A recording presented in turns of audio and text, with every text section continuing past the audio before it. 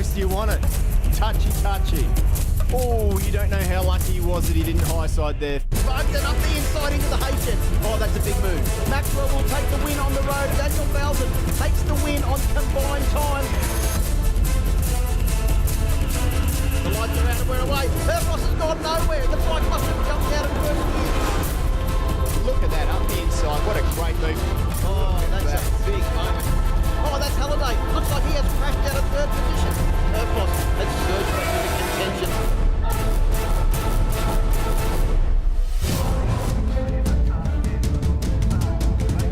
They're out, we're away. Great start from Crew Halliday, who's got a really good jump off the second row of the grid. In fact, he's gone past Josh Waters as they make their way down in towards turn one for the first time. Up the inside goes Maxwell. What a move. Can he hold it? Yes, he does. He pushes Herfrost wide. Maxwell is through now. Halliday, oh, look at him up the inside. Look at Maxwell up the inside. He's through. Oh, Starring comes straight back at him. Here is Maxwell now, all over the back of Herfrost. Maxwell has taken the race lead. Wade Maxwell and Crew Halliday celebrate a double Yamaha podium.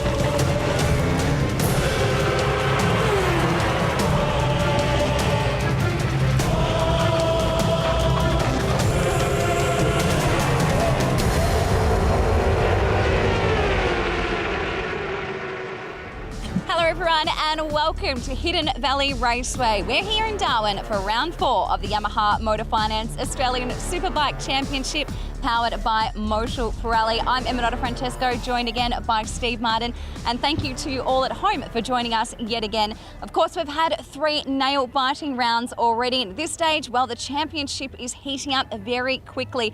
Would you believe a privateer is in the lead, Daniel Falzon, and of course, it's only 9 points separating the top 3, Steve. Yeah, it's an amazing start to the year. 9 points, as you say, Emma. We've got the main protagonists, the guys that we thought we'd be seeing out the front, Wayne Maxwell and Troy Herfrost at the moment, battling it out in second place. They're even on 130 points, trying to chase down that man, Daniel Falzon. But there's more than that, Emma. We've got Glenn Allerton back from injury, which is good to see. And also Troy Herfrost and Brian Starring have a new toy to play with. They've got the new 2017 model Honda Fireblade here, racing for the very first time on Australian soil. And it is a very good looking bike, I can tell you that much. I mentioned him just a little bit earlier. Luke caught up with our championship leader. Let's see what Daniel Falzon had to say. Leading the Australian Superbike Championship is none other than privateer Daniel Falzon. Daniel, how are you feeling leading into round 4, mate? Yeah, look, I'm feeling really confident this round. I think that we have a very competitive bike for round 4 in Hidden Valley. It's a long straight here, so we needed a bike with a lot of horsepower, and I think we do have that this round. Now, during the break, you flew off to China to participate in the Pan Delta Superbike Championship. How was that experience? Well, you couldn't really sum it up in this interview, honestly. It was a crazy experience and a lot of fun. We're going back there later in the year, so hopefully we go back there a bit more competitive and get on top step of the podium rather than just finishing in third like we did. Well, it's a great way to warm up and lead into Darwin, mate. Best of luck. Thanks very much. Cheers. Well, you know what I love seeing about Daniel Falzon is no matter how hot it is, he still jumps off that bike cool, calm and collected. It certainly is a very physical track, Steve. He might be cool, calm and collected now, Em, but you know what? He's not going to have it all his own way out on this circuit because it does promote very tight, close racing. Daniel will be in a group fighting for the lead. He's not going to have it all its own way. Really looking forward to seeing that. Well, I know that you love this track and you know it very, very well. Wayne Maxwell also knows it very well. He took us for a bit of an in-depth look around Hidden Valley Raceway. Hidden Valley Raceway has the longest straight on our calendar. It's 1.1 kilometres. As we enter down here, we click top gear just after start-finish line, scream down to turn 1 at over 290 kilometres an hour. As we enter turn 1, we go from 6th back to 2nd. It's a great passing opportunity. Expect to see 3 to 4 bikes wide slipstreaming. We enter carrying so much brake, using the camber to get the bike rotated and accelerate out hard. We come through 2, 3 and 4, it's blind, 4th gear. We enter turn 5 here, hard on the brakes, back to 2nd. then a quick squirt up to the hairpin. There'll be a difference between guys using first gear and second gear. It's going to be a good one to watch during the race. Turn 6 is the slowest corner on the track. We come out of there, it's hard acceleration as we get down to turn 7. We enter there, it's all about edge grip as we go down towards the final sector. The last sector is all about joining the dots together. We enter here, back to second gear, hard acceleration down to the final turn. It's downhill as we enter the last turn. Got to be careful not to overcook it to ensure you get a good run onto the straight.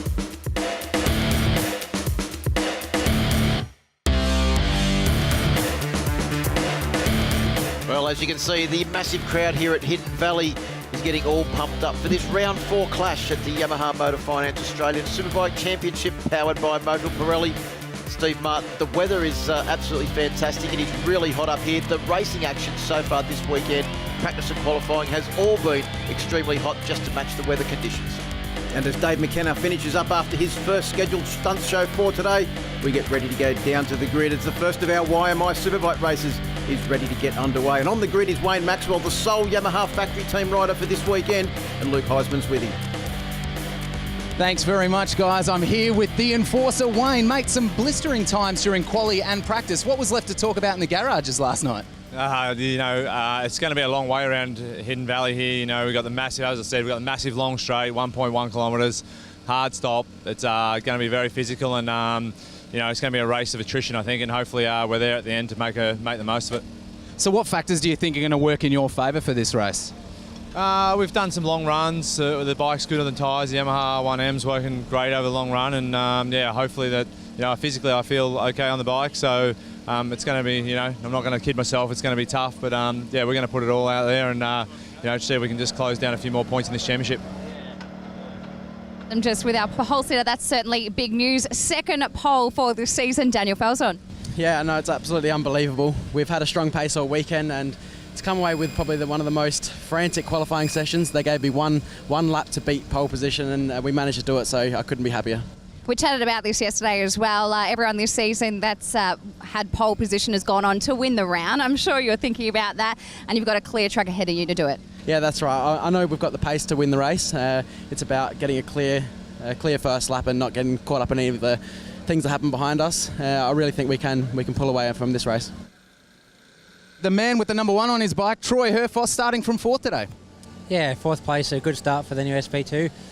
Trying to get some development done over the race weekend. It hasn't been ideal, but the main thing is we've made forward steps each time on the track, and we've closed the gap to, where we're almost at the right race pace to challenge for the victory. But these guys are riding fast this weekend, so it's a matter of hanging in there at the start, and then we'll see what happens with the temperature and the tyres and stuff like that.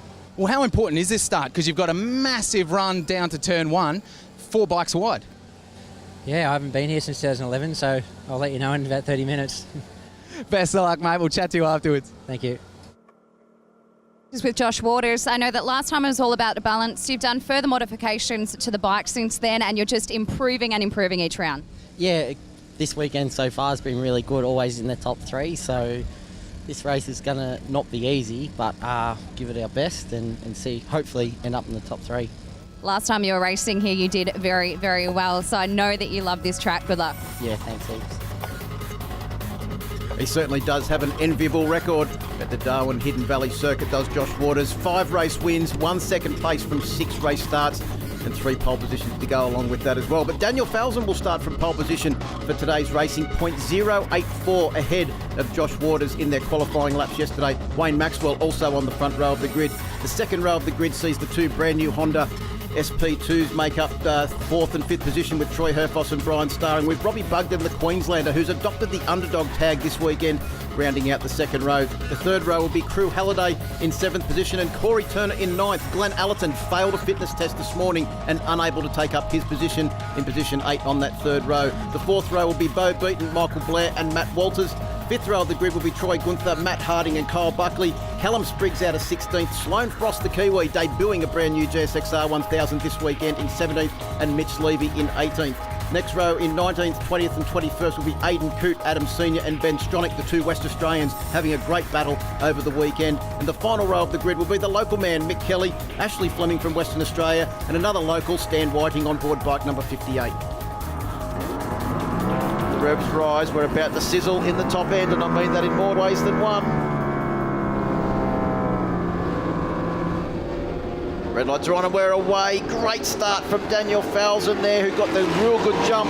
Wayne Maxwell looked like he didn't get the best of starts from the front row of the grid either, but it's Falzon with Waters coming up the inside. Herfoss is up and around into third position as well. Where is Wayne Maxwell? Oh, Matt Walters and one of the Hondas having a bit of a coming together there as they went through turn one as well.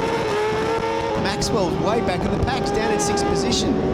Gee, he's really struggling to get pace in the first lap at the moment, is Wayne Maxwell. I don't know if it's he's having trouble getting the bike off the line, but it's making the rest of his race very hard. Daniel Falzon, on the other hand, he's the starting machine. If he ever gives up road racing, he can take up drag racing. Don't ask him about his last visit to a racetrack. I heard it was quite eventful. Anyway, the field now streams their way out of Suzuki and through Yamaha corner and up towards the technical back end of Darwin's Hidden Valley circuit, with Falzon leading, Troy Herfoss and Josh Waters giving chase at the moment as we look backwards now from Troy Herfoss's brand new CBR 1000 SP2, the debut of this machine here this weekend. Let's have a listen as he comes onto the long Hidden Valley straight. Well, there you go. You can hear that new SP2 screaming away in the top end there as the field streams their way down across the start-finish line. I think Herfoss may have just had to play second fiddle there to Josh Waters as they come down in towards Motul Turn 1. Robbie Bugden, the man that's adopted the underdog tag this weekend, putting in a great ride as we jump on board with Wayne Maxwell with a lot of work to do. Currently trying find his way past Michael Blair, the man from the Central Coast, on board his privateer Yamaha YRD supported machine. Blair's gone wide. Maxwell, can he take advantage? Starring looking for a way up the inside of Robbie Bugden there as they come down through the YMF hairpin. Of course, Brian Starring also on the brand new SP2 Honda. They've been working extremely hard on the electronic setup of that motorcycle this weekend as we jump on board with Robbie Bugden screaming BC Performance Kawasaki.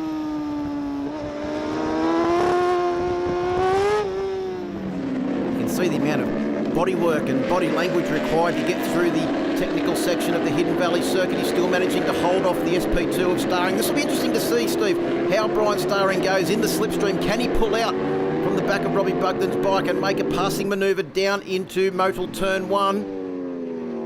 Still not quite able to get the job done as we see Corey Turner still putting on an unbelievable performance on board that bike number 52, the privateer Yamaha. Was the leading rookie at the last round of the championship at Winton, and this weekend he is riding absolutely out of his skin. He's been fast all weekend from the first practice session.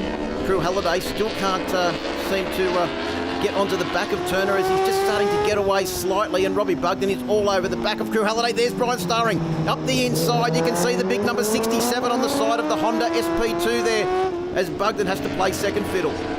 Still out front it is Falzon leading from Waters and Herfoss as Brian Starring now tries to focus in on the back end of Crew Halliday's Yamaha. Yeah, it looks like Josh Waters is just sitting in there nicely at the moment, tucked in behind Daniel Falzon. One thing I will say about the Suzuki, if you look at it, it's majestic on the circuit. It just holds its line beautifully. It's never out of shape. A great job. But Bo Beaton, he's doing a great job up there at the moment. Debuting the brand new K-Tech suspension package this weekend for Race Precision as well, and doing a great job, as was Wayne Maxwell. Had a big lunge on the brakes there at Robbie Bugden. But you can see how fast that BC Performance Kawasaki is. Maxwell, even though he was in the slipstream, and we know that Wayne Maxwell is one of the latest breakers in the business, just couldn't quite get past the late breaking Queenslander, Robbie Bugden, as they come up through this undulating section of the circuit and into Pirelli Corner, which has caught many out this weekend. Crew Halliday just got caught out as well. He ran wide. Brian Starring and Robbie Bugden go through. Now Wayne Maxwell's got to try and find his way past his teammate from last year. Crew Halliday, of course, running in the privateer outfit this year and doing a great job. It's his crew chief Glenn McMahon's birthday this weekend as well, so crew would love nothing more than to celebrate with a couple of race wins. There you go, you can see Crew Halliday just ran wide in Pirelli Corner. Not the first person to do it this weekend, and certainly won't be the last. That really cost him momentum out of Pirelli Corner, and he was a sitting duck for both Brian Starring on the Honda SP2 and Robbie Bugden's BC Performance Kawasaki ZX10. Listen to that Yamaha, don't they sound fantastic as they come through the Yamaha Motor Finance corner.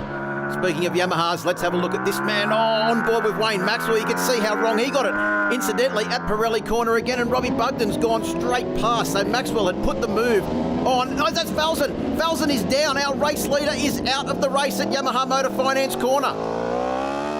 Oh, this is going to have massive championship implications now as our race leader and championship leader coming into this round. Daniel Falzon is off the bike. That will put Josh Waters and Troy Herfoss out in the lead. Corey Turner still doing a great job on board his privateer Yamaha, but you can see there, Josh Waters leads from Troy Herfoss. Here we go, a replay now of this crash. Oh, Falzon just lost the front going into YMF Hairpin. Luckily, the bike stayed running. Daniel was able to pick the bike up and get straight back on. Good quick thinking there from the South Australian to get back on the bike straight away, but he's going to have a bit of work to do now.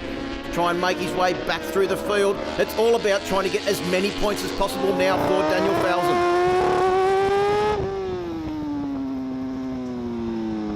Back on board now with Robbie Bugden on the BC Performance.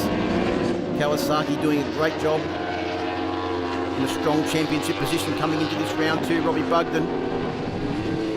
As we see the battle now as Brian Starring has finally managed to get past the lightning fast privateer this weekend. Corey Turner, we mentioned Bo Beaton debuting the brand new K-Tech suspension package.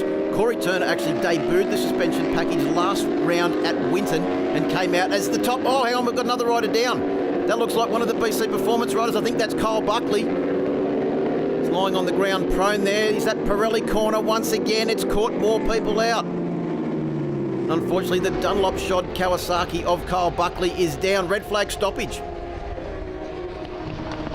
Well, that's going to be very interesting there. Kyle Buckley obviously in a precarious position, and the race officials have called a red flag stoppage. Let's have a replay now of this incident. We're on board with Daniel Falzon. Coming into Pirelli corner, trying to get the bike pulled up. Oh, he's come into contact with Buckley, and they've both gone down at Pirelli corner. You can see Falzon there getting back on his bike, once again trying to get back around. Well, the riders have come round now and they've taken up their positions on the grid before we have a restart. And Emma's down on the grid with Kelvin Riley from BC Performance. Yeah, guys, just down on the grid with Calvin Riley from BC Performance. What can you tell us? Hey, yeah, so I think we just had Kyle Buckley go down in that crash there, unfortunately. I'm not quite sure what happened. Hopefully all the riders are okay and we can get them back to pits and get them repaired as soon as possible. Robbie's been doing great all season. We can see his bike just behind us. He's not in a bad spot.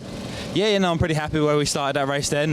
It's going to be a long race, 17 laps, and now they've stopped it and restarted it. It's going to be a different race altogether again. So let's see how this pans out. We'll see what happens.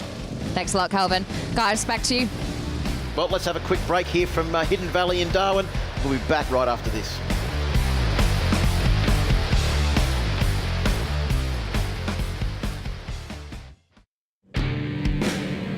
Welcome back to Hidden Valley as we do the NT at the fourth round of the 2017 Yamaha Motor Finance Australian Superbike Championship powered by Motul Pirelli.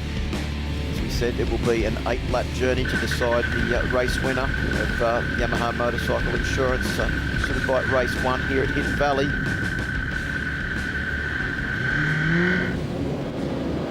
In the starter's hands, lights are on, revs rise. Oh, big jump start there back in the field. We saw who it was, Steve, but we'll let the officials sort that one out. That was Adam Senior. So unfortunately for Adam Senior, I think he's going to have a bit of a jump. Mitch Levy there got a good start, but it's the number 21, the Suzuki man, Josh Waters, back out in front where he needed to be. And it looks like the whole field has got through turn one a lot more cleanly than they did in the first effort when we tried to get through there at the start of race number one, as we jump on board with Wayne Maxwell, who hasn't got the best of starts once again. The Wayne train's left himself with a fair bit of work to do now as they come through Pirelli corner. Both the Hondas are up there right behind Josh Waters. Robbie Bugden's also placed very well. And it's Wayne Maxwell. Matt Walters has got a great start on board the Rover Coaches Kawasaki Connection machine. Having probably one of his better weekends of the year so far on board the Kawasaki ZX-10, Matt Walters. A few changes for Matt in the team. Got some new suspension from Europe. And they're running a different package this weekend as what they have all year. And so far in this race, it seems to be going very well. Bo Beaton right behind and Corey Turner. Aidan Coote also putting in a great ride on board his yellow ZX-10. Bike number 66 there as they come round through the final corner and out onto the straight for the first time in this 8-lap sprint. tell you what, one name we haven't talked too much about at the moment is Troy Herfoss. A very good start for him. And if anybody tweaked anything in between sessions, you've got to imagine it was the Honda team. The first time on the track, the first ever race Superbike won here on that new 2017 plate, completely different to the model before it. They're developing as they go, and if they haven't tweaked that machine, I'd be surprised. And I think they have, because look how close he is to the lead already. Well, that's exactly what you get, Steve, when you've got two world-class riders like Brian Starring and Troy Herfoss, and a team that's been together for so long. Oh, Wayne Maxwell in late on the brakes there at the Yamaha Motor Finance corner, but also the Honda, as we were saying, the team led by Paul Free and Sean Clark. It has been a great debut for the brand new Honda CBR 1000 SP2 here this weekend. One man that's got his sights set on the back of that Honda is Wayne Maxwell as he tries to put on a charge. I think he may have even closed up a bit onto the back of Brian Starring's machine. Let's have a look and see how well Wayne Maxwell gets out onto the straight here. As they come down the Yamaha Motor Finance straight, Maxwell tucked in behind the screen. You can see him just starting to utilise the slipstream now. Pulls to the inside. That Honda may be fast, but the Yamaha is faster when it's got the advantage of the slipstream. And Maxwell moves up one position in a clinical manoeuvre.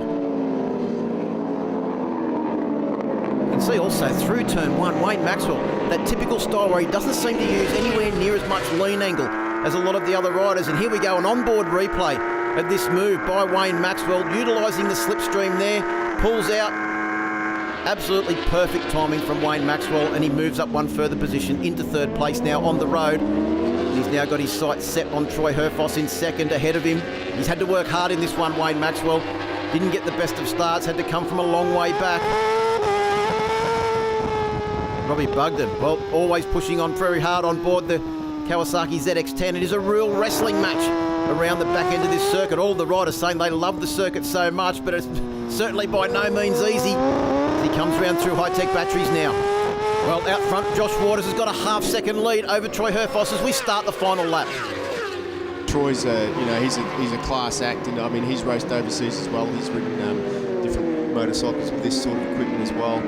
I think different people go about things differently, and I mean, like, ultimately, Herfoss at the moment is the man that sits in second.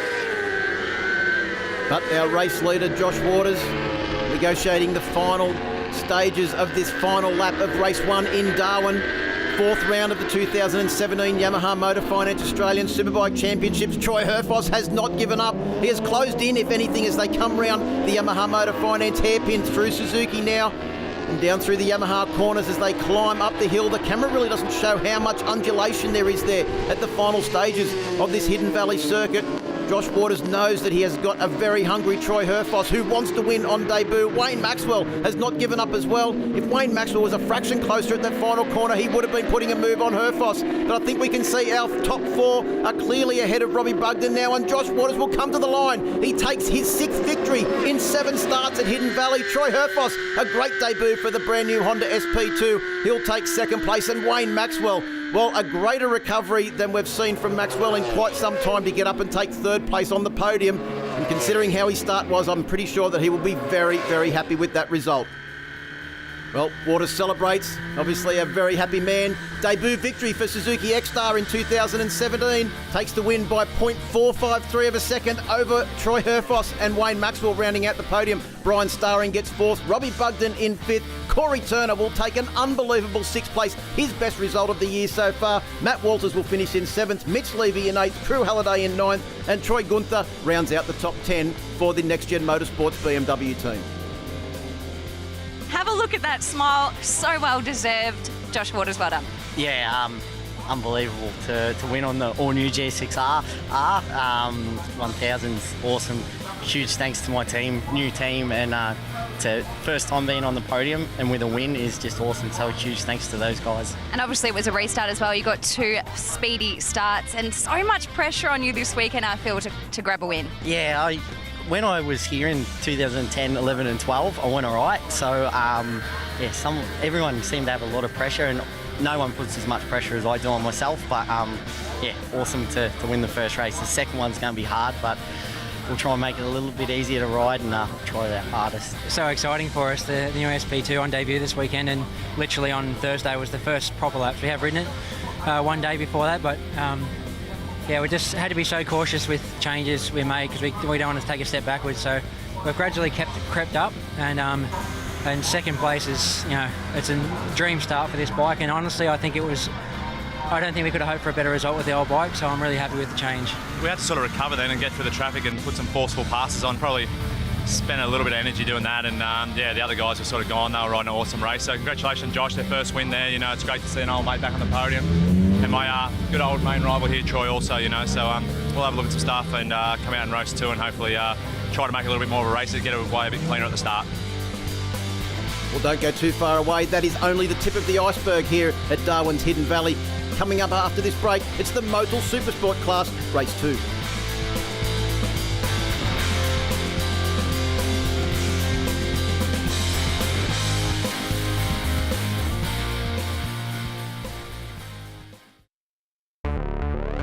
Tyres are always a major talking point at any race meeting, but more so here in Darwin when we factor in the heat and the humidity. So we thought, why not get the lowdown on what everyone's talking about this weekend from the experts here at Pirelli.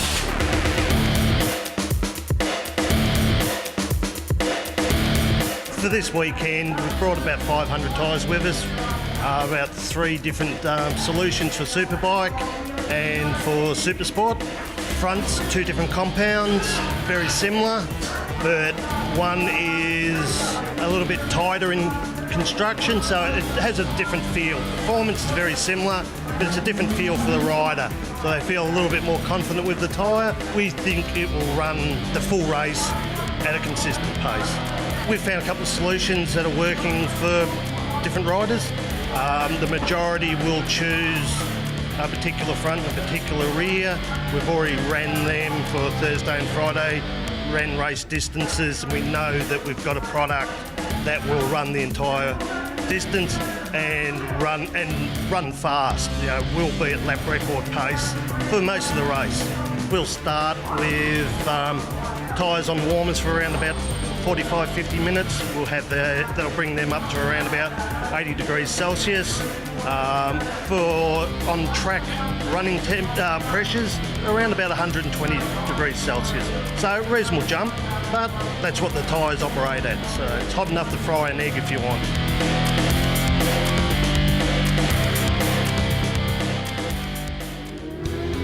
The Supersport bikes are rolling out onto the track for the second of the 2 Motul Supersport races for today. But before we turn our attention to race 2, let's have a look at some highlights of a very exciting race number 1 for the Motul Supersport class. Off the line, it was a great start from Tom Taparis, but it was a bad start for the pole sitter Marchiotto on board the Repsol Triumph. He went backwards from the start. Tom Taparis and Ted Collins got a great start, but on the inside, Mason Coote on board bike number 53 was also very sprightly off the line. But the big field made its way through turn 1 safely, but then at turn 5, the corner that has caught many out this weekend, a few riders running wide, most notably the local man, Sam Lambert on board bike number 21. Early on, it was Sam Muldoon on board bike number 70 that was making a charge, and also Damon Rees, the Kiwi, showing a lot of pace in his first ever visit to Hidden Valley on board his Honda CBR 600.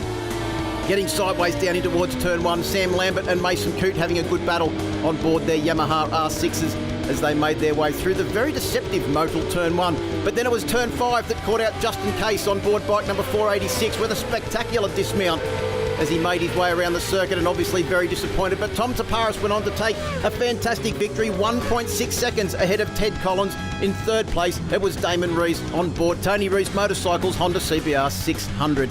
Down on the grid now is Emma with our championship leader and the man that will once again start from the front row of the grid, Ted Collins. Thanks, Phil. Just down here with Ted Collins. Firstly, can we explain the sign? Yeah, my teammate Scotty had a bit of an incident yesterday. He's in hospital today, so hopefully he's all good and mends real quick and gets ready for the next round. We wish him a speedy recovery. You just missed out on that first position in the last race. I know you'll be pushing for that win. Yeah, Tom got me there at the end in the last one. He had a little bit more pace than me at the end, so now I'm going to be trying hard this one to get up. Just stick with him and then hopefully, be able to take the win at the end. Good luck, Ted. Over to you, Luke. Thanks, Em. Take 2 with Tom Taparis and the Cube Racing team. Tom, winning race 1, you got to be feeling pretty good, mate. Yeah, race 1 went to plan. It was just a controlled wind, rode off the front and just managed the gap pretty much the whole race. But I'm sure this one's going to be a bit of a different story. Marcus was out of luck there in the end, and I'm sure he'll be strong towards the end of the race and keen for a win. So you're obviously feeling pretty good on the bike. Did you change anything about the setup? And pretty much running exactly how he ran in race 1, and really just want to replicate what I did earlier, and you know, if not, just get a good point total for the championship. Best of luck, Tom. Em, over to you. Thanks, Luke. Mason Coote, you just missed out on that podium position in the last race. What's your strategy going into this one? Same again, you know, just try and get a good start, put my head down and work real hard. You know, the guys are setting a cracking pace up the front, and we're not that far behind them at the moment, so we'll just see what we can do. We've seen so many great battles. Obviously, this championship is very tight and very competitive. Yeah, well, I mean, we saw yesterday in qualifying the top 11 bikes, I think, were within 1 second, so it's anyone's race. Any one of the top 10 could be up the front there on the podium, so we'll see what we can do. Thanks, Mason. Good luck. Thank you. Fastest in qualifying was Marchiotto. He will start from pole position with a 68.715, the benchmark for qualifying this weekend. Tom Taparis and Ted Collins will join him on the front row of the grid.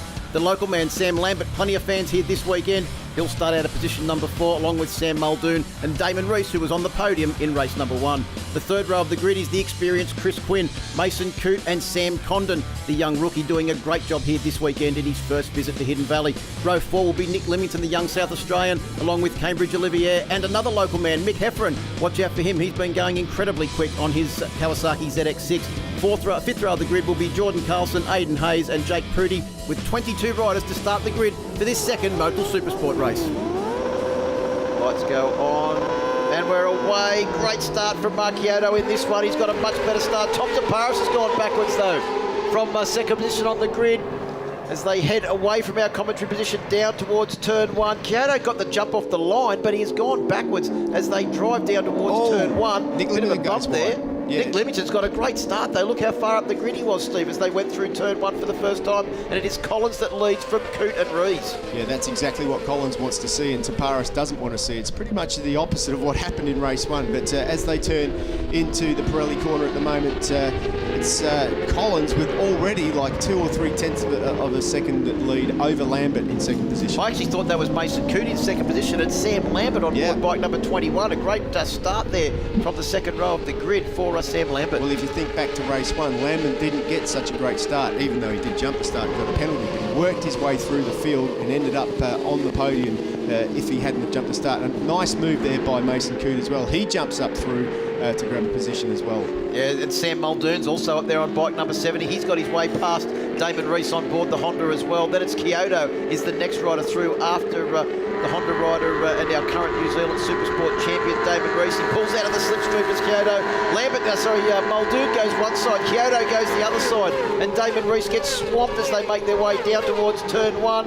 And right on the back of those 3 riders as they battle for position is Tom Taparis as Sam Muldoon just nerfs Damon Rees out of the way. Yeah, absolutely. Look at the gap now. That gap has opened up even more. Ted Collins seems to be on a mission like he was last time out. That gap is about 1.2 seconds with Mason Coote on the number 53 machine now, taking over second position from Lambert. Well, as they come up towards the Yamaha Motor Finance hairpin, it is Mason Coote into second with Lambert back to a third position. Kyoto right on the back of them as well. I think just on the back of this group as well is bike number 99, Mick Hefferon, the local rider on board his Kawasaki. He's putting in a great ride at the start of Motul Supersport race number 2. Here's a replay of Muldoon just going, thank you, I'll go up the inside, and just nerfing the New Zealand Supersport champion, Damon Rees, out of the way. He doesn't back off though, does he? He keeps that lean angle and there's a big crash, it looks like, on the exit of turn 1. That's Kyoto. And it's Kyoto down. Oh no, that's the second time he's been down in 2 races. That looked like it could be the hairpin, in fact. Yeah. As they make their way across the start-finish line to complete the second lap. It looks like, unfortunately, Marchiotto is down for the second race in a row as Taparis comes up the inside of Damon Rees to move up 1 further position. Yeah, Taparis has definitely got a lot of work to do. He's caught in traffic. Here's a replay. He's on the brakes hard. He's hit the dirt. He's hit the dirt under brakes. Ran out of tarmac on the right-hand side. He's gone off with a lot of speed there. Looked like he was drifting out, just couldn't get the bike back online because he was already on the brakes. He was on the brakes and he ran out of road on the brakes, and unfortunately, let's hope that he's okay. It looks like he was up and walking away. Just a bit of pride hurt there, I think. The unfortunate end for Marchiotto, who's shown a massive amount of pace this weekend and looks smooth throughout the rest of the weekend. But our current leader is Ted Collins on board the Next Gen Motorsport Saint Unbreakable Suzuki. He has got a 1.6 second lead as they go through intermediate 2 over Mason Coote. Sam Lambert's back in 3rd position. But I'll tell you who's on a charge now, and that is Tom Taparis. He is right onto the back of Sam Lambert, the local rider on board bike number 21, as he pulls out of the slipstream. Has he got enough drive on board the Kawasaki to get past? He does. Yeah, he will have, because he's tiny. Sam Lambert's quite a big lad, and he's gone straight past. And Muldoon's there too now. So both of those guys working their way up towards the front. Collins doing his job out the front, but Taparis at the moment will be just watching Ted Collins zipping off into the distance. He really does need to make a move, and he's doing a good job. He's got Mason Coote up front there. Well, Lambert just came back up the inside of bike number 70, Sam Muldoon. Muldoon repays the favour. There's been 2 overtaking manoeuvres in 2 corners. Right behind them is Reese. And Mick Hefferon on board 99 is sitting right in that battle as well, doing a great job on board his machine. It's great to see him in the championship here in his home round. But it's never going to be an easy race for Tom Taparis when you've got Sam Muldoon right behind you and pushing on as well at the same sort of pace. No, absolutely not. And Taparis is on a bit of a mission.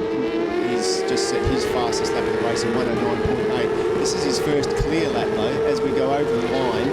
Just to give you an indication, the leader, Ted Collins, has just gone through at a 110.1 versus a 109.9 for Coote and a 109.7 for Taparis. So Taparis caught up 0.4 of a second that time through. And Damon Reese up the inside there. Geez, he's always loves being in a battle, doesn't he? Well, it's going to be very interesting to see what sort of pace that they can get down to, because in the first race, Ted Collins was the fastest man in the race with a 109.153, 2 1,000ths of a second faster than Tom Taparis' fastest lap. At the moment, as you said, Steve, a 9.6 is the fastest lap for Ted Collins, and that was on, I think, the 3rd lap of the race. They're on the 4th lap at the moment, or they've completed 4 laps at the moment. They're on the 5th lap of the 14-lap journey. And Ted Collins has got a 1.6 second lead over Mason Coote, with Tom Taparis closing in on the championship second place man, Mason Coote, on the Arc Racing machine bike number 53. Yeah, the thing is, it's a lot hotter. It's constantly been hot, but it's just that few degrees hotter than it was when we had the race earlier this morning. So, you know, that could explain the lap times, but you know, 0.7 of a second per lap is a lot to lose from one race to the next. Well, fastest man in the race so far is Cambridge Olivier on board bike number 81, who's back in 9th position. He's uncorked a 109.597.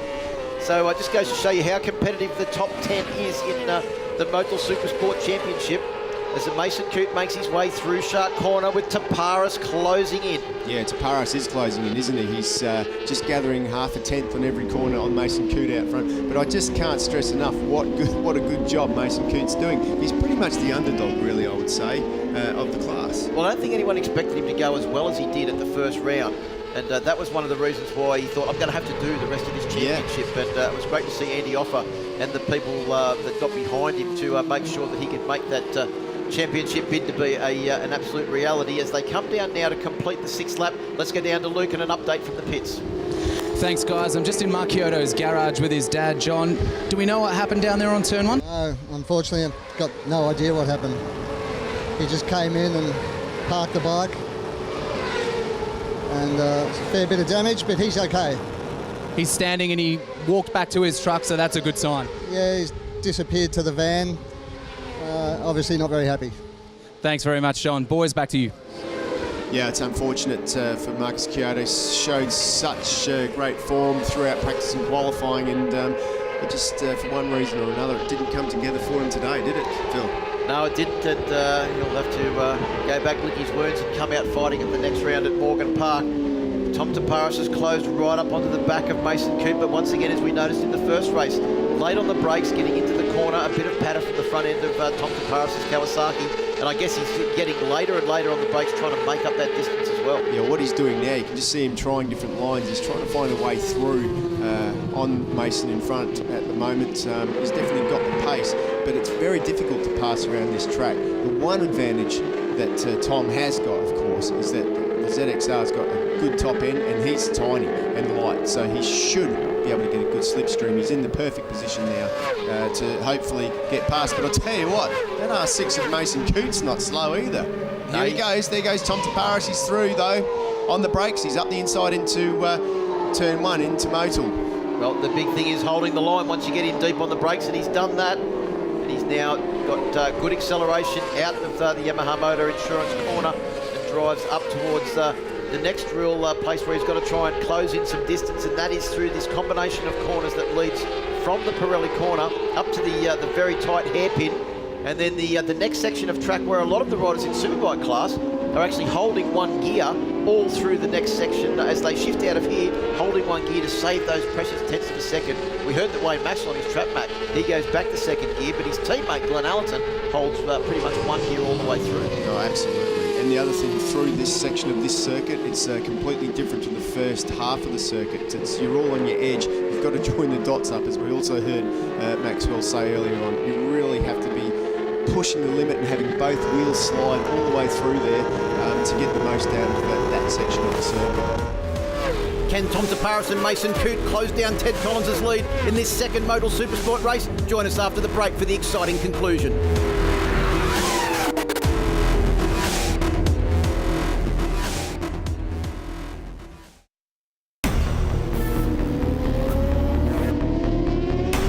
Welcome back to Darwin's Hidden Valley Circuit as we do the NT at round 4 of the Yamaha Motor Finance Australian Superbike Championship. It's the dying stages now of Supersport Race 2. Who will come out victorious? Well, that's Taparis that puts in his bids now to try and close up on in Ted Collins, who's got the lead. We know one thing. We know that Taparis does have the pace because he did pull away in race 1 from Ted Collins on the Suzuki. So all he has to do now is catch him. That gap is down to 1.1 seconds. Plenty of time left to go. Four laps left, so he can do it. Well, on that last lap, Ted Collins did a 9.9, Taparis did a 9.6. Yeah. So he's taken 0.3 of a second out of Collins' lead on that last lap. Heffernan, Muldoon and Sam Lambert are still just trying to desperately hang on to this top 3. In fact, there's only just over 3 seconds that cover the top 5. Look how late on the brakes Tom Taparis is into the YMF hairpin there. He really did catch up 1 or 2 tenths there. That's probably part of the circuit where he's making up a lot of time on the man out in front of the Suzuki, Ted Collins. As Tom Taparis comes over them, that's where Kyoto crashed, I think, coming over that section there, which is a very technical and tricky section. Yeah, what it is, it's quite blind up there, and as you change direction on the gas, you're on the brake and heading towards the edge of the track. It looks like he may have misjudged it to me and held the brake until off of the circuit.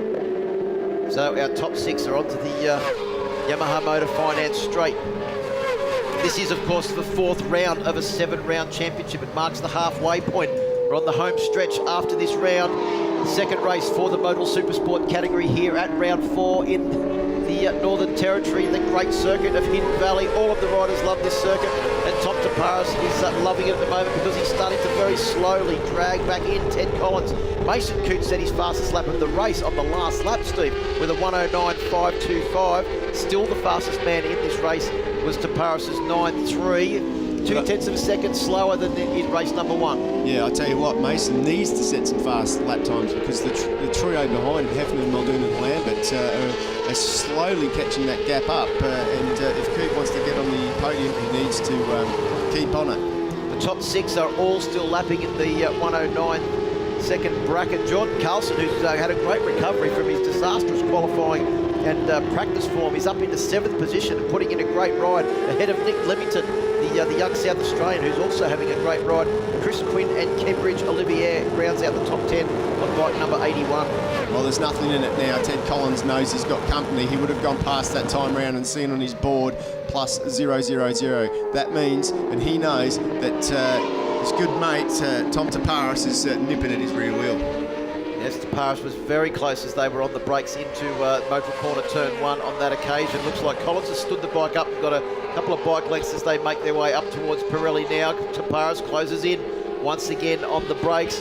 We're on lap 12 of 14, so the time is running out. Look into the hairpin there. He really closes up to Tom Taparis. He just jams that brake on and just catches right up into there. He's And good also on the didn't brakes. have the front end pattern that we saw earlier on in the race too. He's looking a lot smoother. He is. I think he, I don't know if it's quite bumpy on the edge of the circuit here when you're through this section. If you leant right over and you're in the wrong spot, it does get quite bumpy out there. So Taparis is right onto the back of Collins now, and he can probably... Oh! Lost the front as he went through the high-tech batteries corner. Has a quick look behind. Well, there you go. He's absolutely on the limit, isn't he?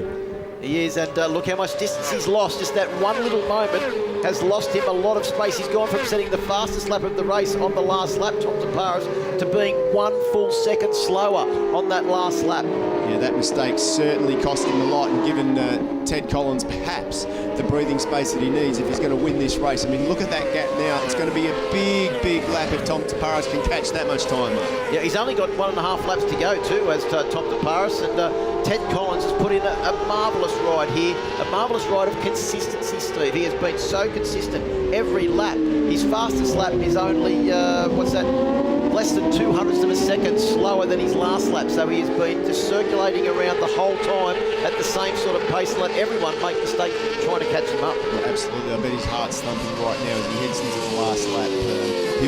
He'll like to see that he's got about a 0.5 to 0.7 gap over Tom Taparis. At the moment, but you can be assured that Tom will not back up because Mason Coote has closed that gap down now to Tom Taparis, hasn't he? He certainly has. Let's have a look at Mason Coote's lap time as he comes across now to complete the penultimate lap. They're on the final lap now of the Hidden Valley circuit. Tom Taparis was a 9.9. Well, Mason Coote has done a 9.4. He's taken half a second out of Tom Taparis on that lap. And importantly, Taparis was 0.2 of a second slower than Ted Collins. Yeah, this is not going Taparis' way at the moment. Mason Coote is getting quicker by the lap. But you've got to think he's got to consider the championship as well. He's still second in the championship at the moment. It'd be silly to throw it away and perhaps lose the points. Difference between finishing third and second. So in fact, that's our top three in the championship. Yeah. The top three positions in this race. Mick Heffron, the local rider, in fourth position, and he is, if anything, closing in on Mason Coote as well as we come round to the final section now of this last lap. It is Ted Collins on the Next Gen Motorsports Safe Unbreakable machine, leading at the moment as they come down now to the final corners. Tom Taparis will not be able to take victory. Look at Coote, he's gone for it. Coote's gone up the inside. He's gone wide as he comes down the corner. Oh, no, it's a big crash for Mason Coote. And he has crashed out of the certain third position. And Mick Heffron will get up onto the podium. Muldoon comes through and takes fifth position. Sam Lambert will come through and get a good position as well. In fact, Muldoon was fourth. And Mason Coote. Heffernan takes third. That's unbelievable performance there from Heffernan, who he said was closing in on Mason Coote, who cannot believe what has happened at the final corner. And Tom Taparis was lucky to get out of jail there because it looked like it could have gone pear-shaped for both Tom Taparis and Mason Coote at that big lunge at the final corner. Yeah, I mean, I guess he thought he had to do it, but, we've got a replay now. Look, he sets it up, he nips up the inside, he carries the corner speed through, he's already got a rear slide, loses the front, runs wide. He could have backed out of it then, but he's got on the gas hard. It's put him into another high side. He's crashed 5 times in the same corner. And unfortunately, it was the fifth one that sent him over the high side, and he just looks at his bike and thinks, oh no, what's happened there? No, it's and not the championship points have gone begging.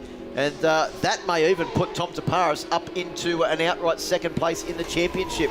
Yeah, that incident has massive championship implications for both Tom Taparis and Mason Coote. The results now for Modal Supersport Race 2. Ted Collins, Tom Taparis and Mick Heffron, the local, our top three. We'll be hearing from them shortly. In fourth place, it was Sam Muldoon. In fifth place, it was Sam Lambert. Sixth was Nick Leamington. Seventh, Chris Quinn. Eighth was Cambridge Olivier. Jordan Carlson in ninth. And Jake Crudy rounded out the top 10 with Damon Rees, our podium man in race number 1, finishing in 11th place ahead of Aidan Hayes on his debut for Cube Racing here this weekend in 12th. That was a really good race. I just got a really good start and pushed as hard as I could towards the end. You know, the track was pretty hot then, so it was a bit slippery, but no, to take the win, I'm so stoked for that and the round win as well. So I've got a shocker of a start and worked my way up to 10, and then I had a moment on the front, I think with 2 laps to go, and yeah, that made me vulnerable to Mason on the last corner on the last lap, and he had a dive up the inside, and I don't know what happened after that. I saw him on the ground on the cool down lap, but anyway, I'm happy to take a second. got some solid points in the championship. I think we're P2 in the championship now, which is really good considering where we've come from. And we move on to Morgan Park. It's a track that I liked last year on a little bike, but we'll get there and test on the big bike and see if we can do it right like this weekend. Got a good start again and just tried to go consistent as I could, and just slowly worked my way through. I didn't think I had enough to catch up to the podium, but unfortunate for Mason, but he crashed out and it gave me the podium. After an action-packed round 4 at Darwin's Hidden Valley Circuit, Ted Collins now enjoys a 46-point lead over Tom Taparis, and Mason Coote is now in 3rd position. Jordan Carlson in 4th, Sam Muldoon in 5th, Mark Yoda, who has slipped back to 6th position, Limington, Quinn, Cambridge Olivier and Damon Rees round out the top 10 in the Modal Supersport Championship.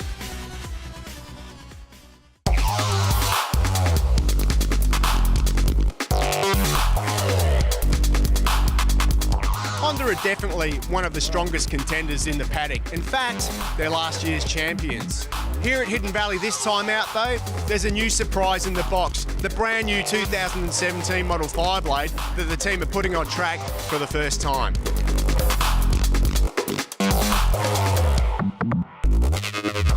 One man that does know the ins and outs of these CBR 1000s is Sean Clark, of course the team manager of the Crank Protein Honda team. Sean, I noticed first of all you've got an old bike and a new bike here. Why is that? As we're racing the SP2 model, it's extremely limited in what's available around the world. And these are the only two that we can get into the country for this weekend. So hopefully we can get some more later on in the year and the customers can buy them out of the dealer at the same time. Okay, tell us the differences though. What are the major differences between the old bike and the new bike? Obviously the biggest difference is a lot more electronic aid, full throttle by wire now, a lot of big traction system, engine braking system. It's so much more advanced than the old bike. Just brought it up to the level of somewhere closer to like MotoGP for the general road guy now. You can come out on your normal road bike, exactly the same as what we're using. Well, it's one thing to hear about all the technical blurb, but one man that's actually ridden the new bike is Brian Starring. And I've got to ask you, Brian, how do you find this bike compared to the old model? It's amazing. It's incredible. It's kind of everything we were anticipating and everything that we expected. It's really, really nice to ride. It's really smooth. The way it delivers the power especially is nice and soft, and it's probably gotten rid of that old way of the superbike aggression, you know. The bike's it's quite tame, very user-friendly, and we're enjoying finding how to get the most out of it here so far at Darwin. We're learning as we go along here, but we've hit the ground running and we've had a really good start to the weekend here with a solid Friday, and we're looking to pull through with some good results.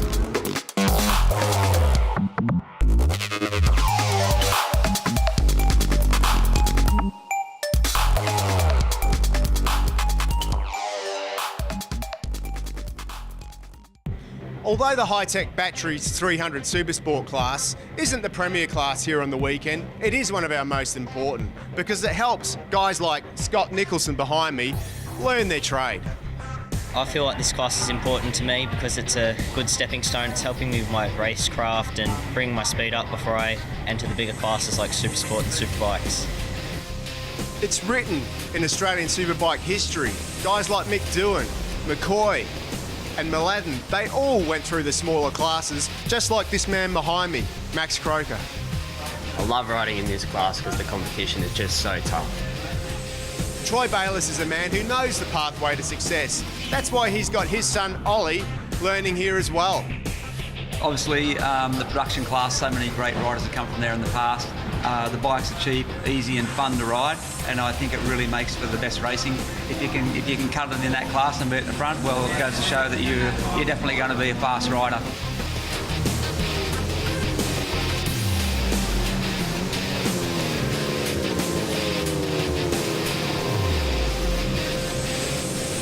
The young gladiators of the high-tech battery Supersport 300 class are getting ready for their race number 3 of the weekend. Before we have a look at race 3, let's have a look at the highlights of a very exciting race 2 as they made their way down into turn 1 for the first time. It was Billy Van Eerd on board bike number 29, the KTM, that took the lead. At Modal Supersport this year's positions have seemingly changed at every single corner, and it wasn't long before Tom Edwards made his presence felt with a big move around the outside at the Yamaha Motor Finance hairpin Max Crocker, also on a KTM, took his turn at the lead as Tom Edwards once again had a lot of faith in the front end of his Yamaha R3 and went around the outside of Billy Van Aert. Making his way through the field, though, was the former Moto3 champion Tom Bramich on board bike number 44, and he was up into the lead group and making his presence felt as well. Reid Batty also thought that it was high time. He had a lead at the front as well on board bike number 33, and then it was Billy Van Aert and Jack Mahaffey that took up the lead running as they went through Motul Corner. Jack Mahaffey put 37 bike, the JDS Moto machine, into the lead, but then on the scene very shortly after that was Tom Bramich on board bike number 44 taking up the lead. And as we said, positions seemingly change at every single corner. Bramich ran wide at turn 5 that has caught many riders out this weekend, and his fellow Yamaha R3 riders Tom Edwards and Jack Mahaffey made their way up the inside. Ollie Bayliss was also in the action as well, but as they came across the line it was Jack Mahaffey by 0.038 of a second over Tom Edwards, and Tom Bramich rounded out the top 3 with Ollie Bayliss, our leading under 300 Supersport rider, finishing in 4th. Riders are coming down now to take up their positions on the grid for race number 3, and Ollie Bayliss will start from pole position on the Cube Racing Kawasaki Ninja 300. Jack Mahaffey and Tom Edwards, Yamaha R3 mounted, will join him on the front row of the grid. Reid Batty also on a Kawasaki, Billy Van Aert on one of those very rapid KTMs, and Yanni Shaw on another Kawasaki make up row 2. Tom Bramich and Corey Briffa will start from row number 3, with Scott Nicholson unable to take up his position on the grid due to injuries sustained in yesterday's racing. Max Crocker, Ty Lynch and Zach Levy round out row 4 in a huge field of High-Tech Batteries Supersport 300 riders. Well, there we go. Green flag at the back, red flag at the front. We're in the starters' hands now, getting ready for a start. High-Tech Batteries Supersport 300. Revs rise for the final time this weekend. Lights are on and we're away. Good Great start from everyone on the front row of the grid. Watch Billy Van Aert as he tries to make his way forward. He's already in the slipstream of Tommy Edwards as they make their way down towards turn 1. There he pops out on board bike number 29. His teammate Max Croker's also got a great start as well, and he'll go up the inside, not quite into the lead. That's Tommy Edwards around the outside. That was a great move by Tommy Edwards. He stuck it in there. He definitely wasn't leading on the breaking into that corner, but around the outside, he's done it a couple of times this weekend. He's held his line, and he's a strong rider. There's Shelby Turner at the back there, with the pink fairing on the front of the bike. Billy Van Aert puts himself in second at the moment. Max Croker behind him. Jack Mahaffey in 4th, and Ollie Bayliss in 5th. Yeah, also too a great start there from Reid Batty on board bike number 33. He was having a look up the inside of Ty Lynch on board bike number 85. Not sure if he quite got the job done. No, Ty Lynch is still there in position number 8. Tom Bramich is just back in the field there too, at the back of that pack. He's got a good start and got off the line well and into that real battle. He just sits behind Ollie Bayliss at the moment, and Ty Lynch just behind him. Corey Briffa as well in that bunch, and Brandon Demry's off to a good start too. He's already made up 4 places. Didn't qualify that well, but he's on the back of that pack. So the current champion with a little bit of work to do. Well, down the straight for the first time, it is Tommy Edwards on bike number 71 that leads from Jack Mahaffey and Billy Van Aert. Then it's Max Croker on 41, he's up into 4th place. Ollie Bayliss is sitting in 5th position.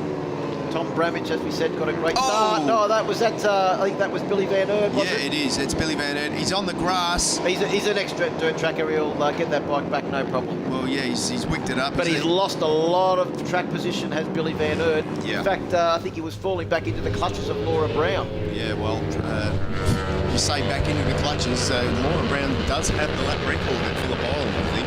Yeah, she's currently sitting in 15th position, so she's doing a very good job at the moment, is Laura Brown. Well, you've got to remember that Laura's just coming back from a pretty bad arm break. Yeah, she's actually had a couple of big injuries over the last year she has, or so. Yeah, but massive broken leg and a broken arm at Wakefield Park. Yeah, so she's improving race by race here this weekend, and she's in the points at the moment, so it's good to see. Along with Warwick Nowland, saw them both out on track last night, and they were just walking through the circuit and trying to pick up whatever they could that could help Laura throughout the weekend. Well, they come up here recently and did the endurance race that was on. Well, who better to have than a teammate than a former dual world endurance champion? Yeah, absolutely. Warwick certainly knows how to race a bike for a long time. He hasn't raced for a long time, but I bet you he's still fast. Well, as they come down the straight there, looks like Ollie Bayliss is making a lunge for the lead. Can he quite no! Oh, no, it's a big contact there between Max Croker and Jack Mahaffey.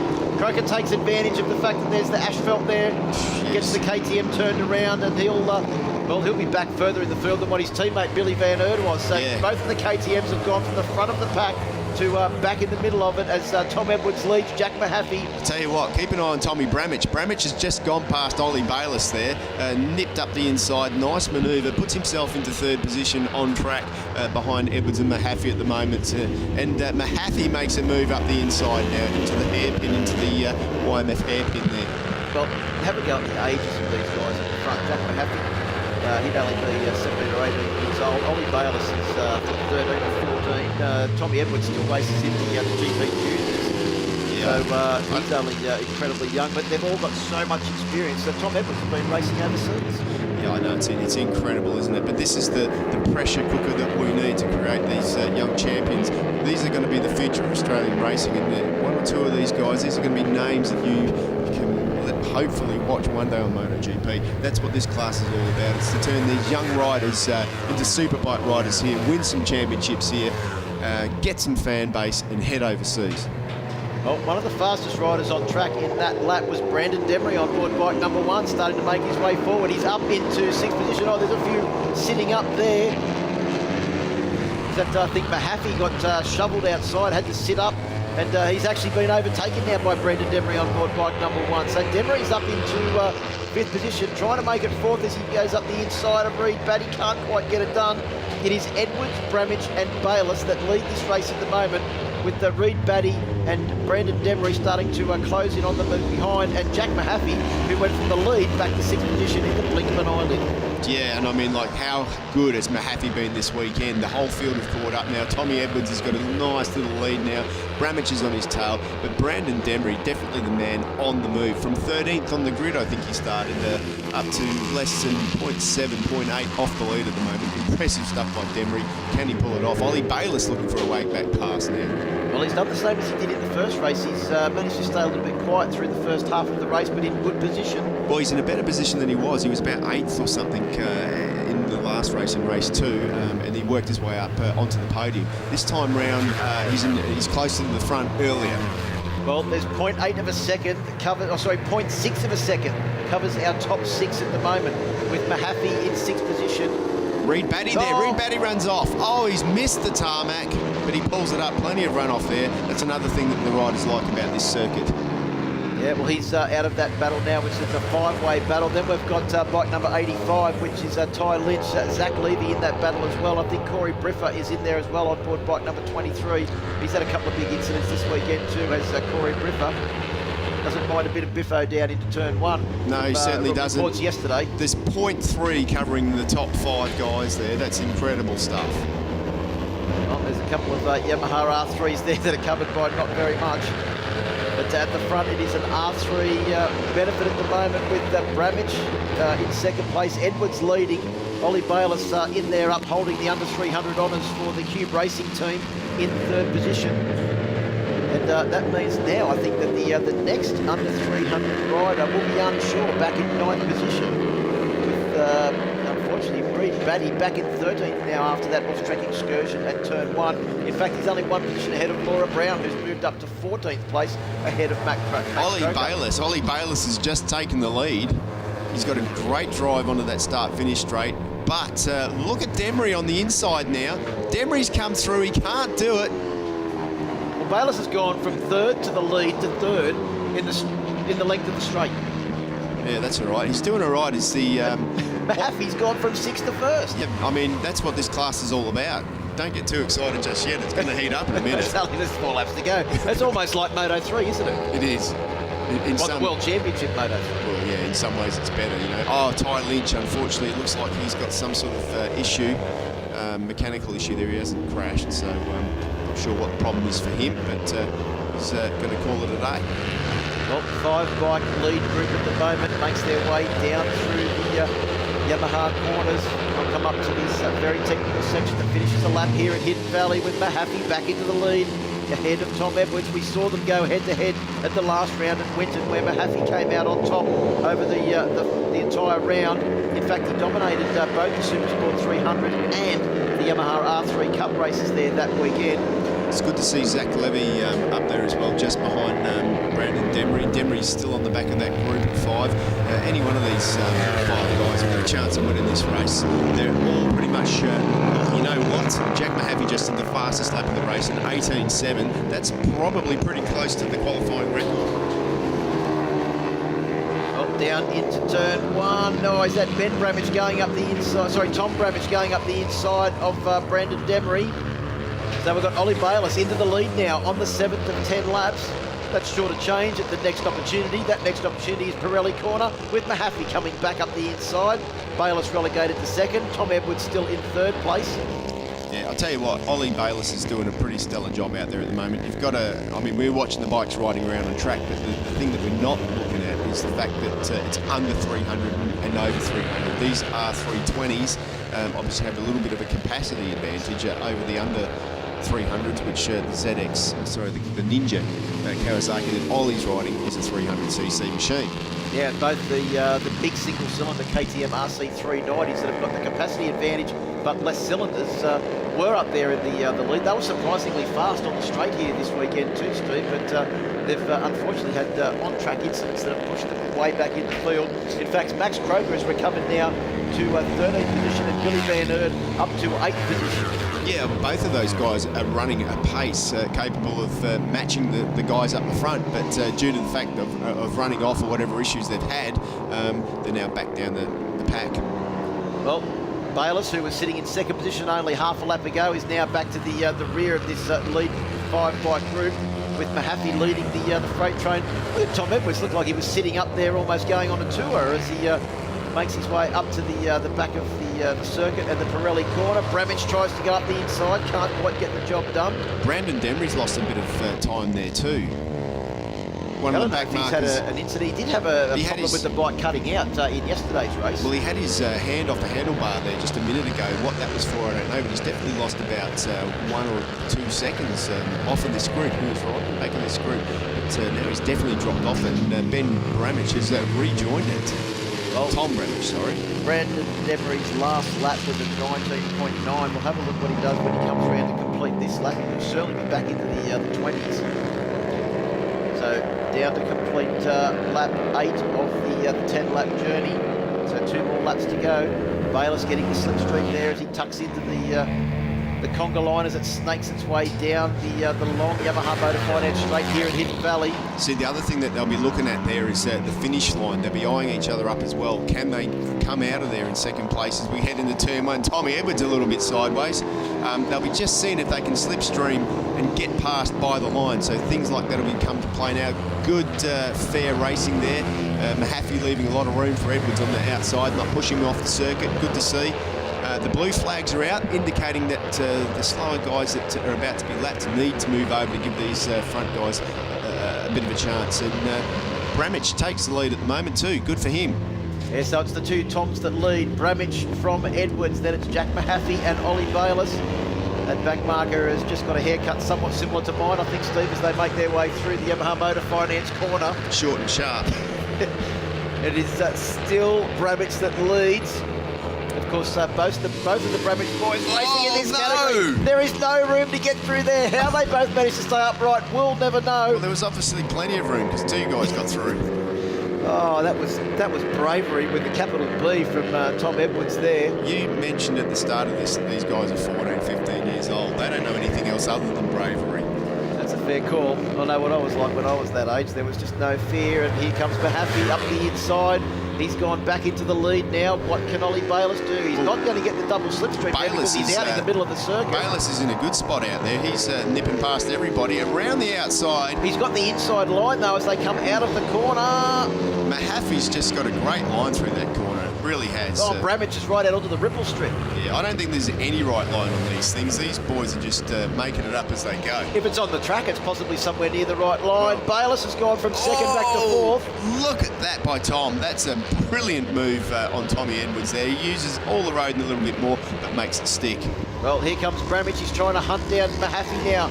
who's got a 3 bike length lead over the rest of the field. Tommy Edwards out of the seat there. Can Ollie Bayliss get past? He does on the way out of the Yamaha Motor Finance hairpin and down through that fast right-hander that leads up towards the Yamaha Motor Insurance corner. Still Mahaffey, he's in a good position here. Jack Mahaffey, he's gone around the outside of Shelby Turner and given the rest of them a lot to deal with in these last couple of corners. Mahaffey has done the traffic perfectly. He has. This worked out beautifully for him, but the other guys are in the bit of spot of bother as they head towards the line for the final time.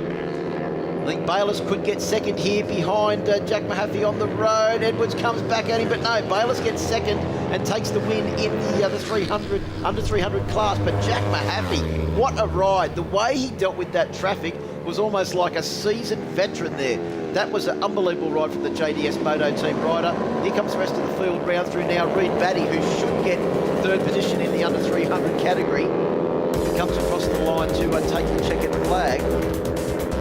The news coming through on our timing monitors now. Race winner Jack Mahaffey has been penalised 2 positions. That means Ollie Bayliss takes the win by 0.131 of a second over Tom Edwards, with Mahaffey back in third. Bramich will take fourth.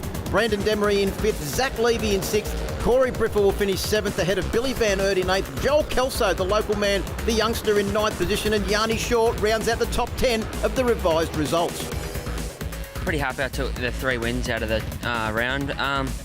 Wishing I was getting hope overall points, but you know, all that matters is my champion points, and I'll need as much as I can get from Winton, as I didn't finish a race. But you know, it was a real good race. A massive thanks to everyone coming down, Dad, Cube Race, and everyone in the team, and Pop from coming down from Taree. It was a really good weekend. I ended up coming first in the first race and second in the second race, and then ended up winning the last race again. So it was a really good weekend overall, and got some good points out of this round, so looking forward to the next round. Yeah, a lot of close racing again. Would have been exciting to watch from the outside as it was being behind the bubble. But yeah, really good race, and a big thank you to Pipe, Eastern Security Doors and Timber Panel Products. After round 4, let's have a look at the championship points for both the over and under 300 Supersport category. In the high-tech batteries over 300 Supersport, it is Tom Bramich leading the championship from Brandon Demery, Jack Mahaffey, Billy Van Eert and Zach Levy. In the under 300 Supersport category, we have Reed Batty leading the championship from Yanni Shaw, Drew Sells, Ollie Bayliss in 4th, and Scott Nicholson rounds out the top 5. Coming up after the break, the second race for the Yamaha Motor Insurance Superbike class from Darwin's Hidden Valley.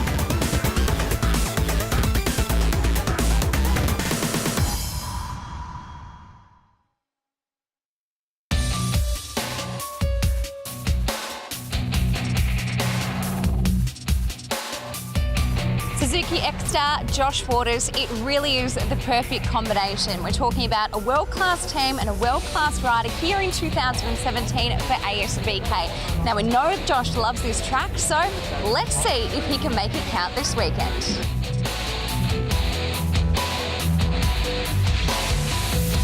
I really like Darwin. I've been lucky enough to race here the previous 3 years that they've been up here, and they've all been successful for me. So back here, my memories of the track are always good, and I hope I can do like I did last time I was here, but it's going to be really tough. This year the championship's extremely tough. Every time I get to ride it, it's getting better and better. Big thing is we've got more parts all the time, so the bike still isn't released in Australia. It's just been released in Australia and throughout the world, so yeah, we're always learning stuff, and this weekend's been great so far, so hopefully the races are good. And the series is great at the moment, and the field is extremely tough. I think the rules are not like other places in the world, because it doesn't matter if you're, or it does matter if you're on a factory bike, it helps a lot, but the rules, my bike, anyone in the paddock can get all the same stuff, so it's great like that. Another piece to the puzzle is that this year Josh gets to reunite with technical guru Phil Tayton. When the opportunity arose to work with Josh again, as we did back in 2012, and we won the championship then, and we've won previous championships with Josh prior to that, it was a combination of Suzuki wanting to get back involved, and my heart's always been with the ASBK and wanting it to flourish the best it can, because Australia has been over the years one of the best training places for riders to go overseas anywhere in the world, and I'd like to see that return with a new motorcycle, with no technical development or advice from anywhere really, because we were the first ones in the world to put it on a racetrack at the start of the year at the World Superbike. And of course you're working from ground up with the bike is a fantastic bike out of the crate for road bike use and track day use, but when you start to push it like Josh does, then it requires a lot of other adjustment, and that's where hopefully my expertise comes in and we make some right choices. But it's all about suspension, engine tuning and chassis development and adjustment, but it's just adjustment of what Suzuki have already manufactured and got to start with.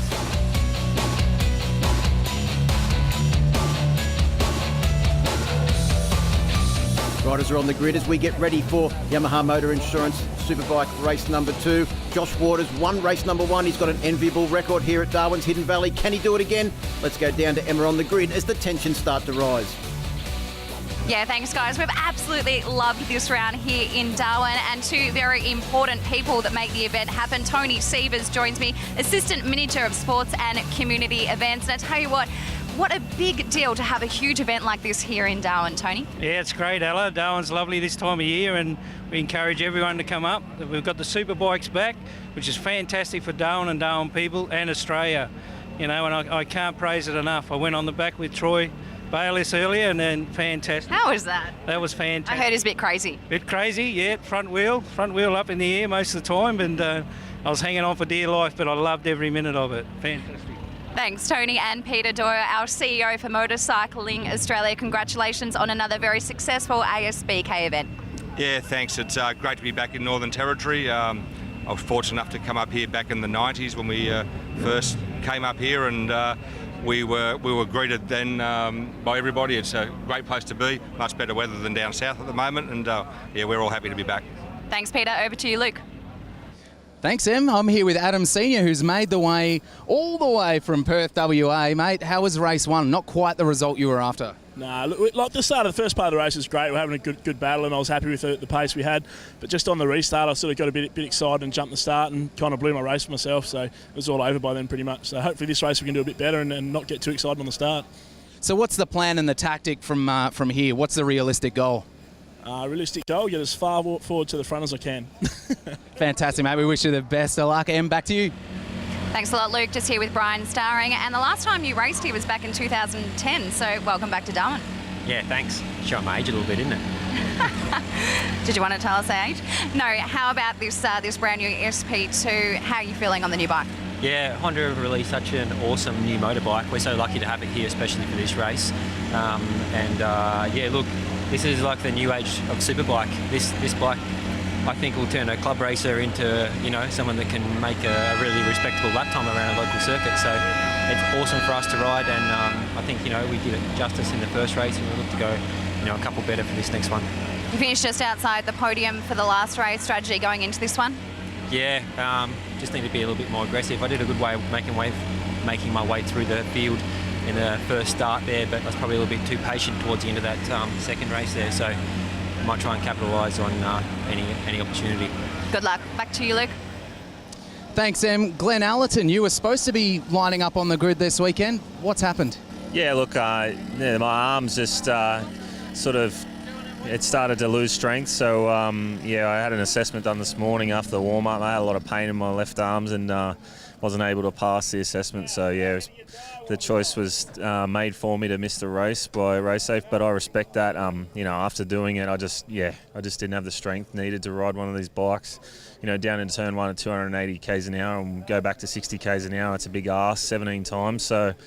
Yeah, happy with how I went on the bike. I had a lot of pain, but I was within 0.8 of the pole time, which was good, but just work towards Morgan Park and hopefully getting stronger. Absolutely, mate. We'll keep up the practice and we'll see you in Queensland. Yeah, thanks. Over to you, Em. Thanks a lot, Luke. Just here with Robbie Bugden, and a little something special on the bike this weekend. If we can just take a look down here near the seat. The underdog. You've been labelled the underdog this season. How do you feel about it? Oh, I don't know. I guess it's a double-edged sword. I guess in one aspect, we're probably doing things people didn't expect, but you know, on the other hand, we expect a lot of ourselves, and you know, we'll keep trying to do the best we can. Can you give us a bit of an update on Kyle? Yeah, it was a real shame for Kyle. He's obviously a young fella with a mile of talent, and he's sitting in hospital at the moment. I think he's got some damage to his foot or his lower ankle. So yeah, it's a bit of a shame. He got caught up in someone else's mistake, but yeah, he's a good young kid. I'm sure he'll be back better than ever. Good luck. Gloves are going on. We're getting ready to fire away for Superbikes race number 2. It's back to you, boys. Thanks very much, Emma. And as per qualifying, Daniel Falzon, Josh Waters and Wayne Maxwell will start from the front row of the grid, with Troy Herfoss, Brian Starring and Robbie Bugden on row number 2. Row 3 sees Crew Halliday and the real surprise packet from this weekend, Corey Turner, start out of positions 7 and 9, with Glenn Allerton not starting this race again, out of position number 8. Row 4 will see Bo Beaton, Michael Blair and Matt Walters. Row 5, Troy Gunther, Matt Harding and Kyle Buckley, due to the injury sustained in race number 1, won't be starting from position number 15. Callum Spriggs, Sloane Frost and Mitch Levy on row 6. Aidan Coote, Adam Senior and Ben Stronach out of row 7, with the final row of the grid, the 2 local men, Mick Kelly and Stan Whiting, along with Western Australian Ashley Fleming. There we have that front row of the grid. Falzon, Waters, Maxwell, and the 2 Hondas on the next row of the grid. They certainly did do a great debut. As we get ready to do the NT once again. Superbike race 2, revs rise, and we're away. Great start in the YMI Superbike class once again for Daniel Falzon, who blasts off the line. And Josh Waters looks like he's got a pretty good start as well on board that Suzuki X-Star machine, and he comes down the outside and slots into 2nd place. Another great start from Crew Halliday. He's up to 4th place. Yeah, but where's Maxwell again? Is he there? Yes, it looks like he's up in the 3rd this time, Wayne Maxwell. That's, I think he was back in 5th place behind Brian Starring, is it? He's got... Look at Bo Beaton there. Bo Beaton's up to 4th place, I think, on board that race's edge, Panigale. What a great start for Bo Beaton. This is the sort of start he needs. And there's Crew Halliday back there as well. Maxwell's way back in the pack again. He's down in 6th position. Gee, he's really struggling to get pace in the first lap at the moment, is Wayne Maxwell. I don't know if it's he's had trouble getting the bike off the line, but it's making the rest of his race very hard. Daniel Falzon, on the other hand, he's the starting machine. If he ever gives up road racing, he can take up drag racing and win for sure. Well, there was some talk between Daniel Falzon and Dave McKenna doing a drag race demonstration here this weekend that didn't end up coming to fruition. But Daniel Falzon has got great starts, and Josh Waters now is tucked into the slipstream, trying to find a way past the very rapid Caterpillar Yamaha as they make their way down this 1.1 kilometre long front straight. Herfoss, another great start and great first lap, has put him in excellent position for the race. Yeah, it looks like Josh Waters is just sitting in there nicely at the moment, tucked in behind Daniel Falzon. One thing I will say about the Suzuki, if you look at it, it's majestic on the circuit. It just holds its line beautifully. It's never out of shape. A great job. But Bo Beaton, he's doing a great job up there at the moment. So we've got Paul Pirelli runners in 1, 2, 3, and then the next rider, Bo Beaton on board that Racer's Edge, Panigale, is up into 4th place on board the Bridgestones. And of course, Bridgestone making a bit of a toe in the water this year for the Australian Superbike Championship, and Bo Beaton's doing a great job. How long will it be before a few people start going, oh, I think I might try a bit of that action, because Bo's going so well. And of course, we saw Josh Hook on board the machine at the last round. Hopefully next round we'll see both riders on board the Racer's Edge Panigale machines, and imagine the increase in development then. Well, absolutely. I'll tell you what, one man we haven't talked too much about at the moment is Troy Herfoss. He sits in 3rd place at the moment. A very good start for him. And if anybody tweaked anything in between sessions, you've got to imagine it was the Honda team. Their first time on the track, the first ever race, Superbike 1 here on that new 2017 blade, completely different to the model before it. They're developing as they go, and if they haven't tweaked that machine, I'd be surprised. And I think they have, because look how close he is to this lead already. And one of the things that the team's really been working on with that new electronic package is the engine running into corners with the engine brake assist, etc., and because they've never had that sort of stuff before, the bike is starting to feel a little bit different. There's a good battle between Matt Walters, who is ahead of Robbie Bugden, it looks like, in the battle for Kawasaki supremacy. They're currently sitting in 9th and 10th position. Only one position further ahead of them is Wayne Maxwell in 8th position on board bike number 47, the factory Yamaha. Even though the Hatter race is on in Mildura this weekend, there's a whole family up there at the moment saying, look who's in the lead of this race, because Josh Waters is taking off at the front again. He is, and his brother Brody's actually racing in the Hatter race this weekend. That's why he's not here as his mechanic this weekend. Can you imagine his mum? His mum's at the track at the moment watching on the live timing Josh and watching the Hatter race at the same time. A 105.986 for Josh Waters, a new lap record, fastest lap of the race on lap 3, the first rider this weekend into the 105s. Oh, Josh Waters, he is on fire in the early stages of this race, and what a lap, because he managed to get past Daniel Falzon and do a 105.986 at the same time. That is an insane lap time. 105 around here is incredibly quick. We looked like Daniel Falzon was dropping off the pace, but in fact Daniel Falzon also did an amazing lap time, just wasn't as quick as the man in front, Josh Waters. 105.9, that's quicker than qualifying, the quickest lap this weekend. They really are starting to get to grips with that Suzuki. Well, he said the Honda guys might have made a few changes in between the race. I think that Phil Tate's got the magical wand out and waved it over that Suzuki X-Star machine, because Josh Waters has, I reckon he's pulled out even more on this lap. Let's see what this lap is as he comes to the line now for Josh Waters. He comes across the line to complete lap 4. And it is a 106 flat. That is actually the second fastest lap of the weekend. I think 106.2. It is the second fastest lap of the weekend, but it doesn't seem exciting after 105.9. That's faster than Wayne Maxwell's previous fastest lap of the weekend, the 106.040. And look who Falzon else has is actually through. done his fastest lap of the race, as has Troy Herfoss, but they're 0.7 of a second slower than Josh Waters' fastest lap. Look at Corey Turner again. He's right up there behind Brian Starring on the 52 machine. He's having a crack this weekend. He's up into 5th position, is Corey Turner. I tell you what, there's a man in Melbourne called Steve Mudford. He's jumping up and down now because the race dynamics, the race precision guys are right behind Corey Turner and Bo Beaton, and both of those riders using that UK Tech suspension are right up there in this race. Absolutely, I might go and get something, put it on whatever I own, I think.